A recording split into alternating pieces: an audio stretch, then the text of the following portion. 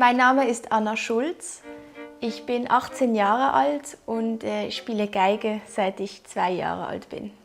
Wir sind gerade bei mir zu Hause in Basel, der Ort, wo ich geboren bin und schon seit 18 Jahren lebe. Und ich denke, das ist der Ort, wo ich am inspiriertesten bin und am kreativsten und auch am liebsten übe. Also ich mache sehr, sehr gerne Musik mit meinem Vater. Wir spielen schon zusammen, seit ich sehr, sehr jung bin. Und mit meiner Mutter habe ich auch sehr viel gespielt. Sie hat mit mir auch viel Repertoire gelernt als Geigerin, hat sie mir da sehr geholfen. Ich habe zu meiner Geige eine sehr spezielle und auch emotionale Verbindung. Ich spiele eine Carlo Giuseppe Testore aus dem Jahr 1690. Sie wurde in Milano gebaut. Und ich darf diese Geige spielen dank einer Stiftung, der Beers International Violin Society.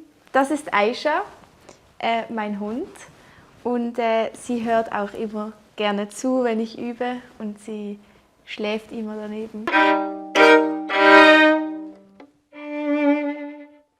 Ich denke, ich höre schon am meisten klassische Musik. Trotzdem mag ich auch sehr, sehr viele verschiedene andere Musikarten. Was ich nicht so gerne mag, ist Rockmusik. Was ich aber sehr, sehr gerne auch mag, ist Pop und Hip-Hop und auch Jazz und Jazz-Hop. Also ich mag sehr gerne Beyoncé und Loyal Carner.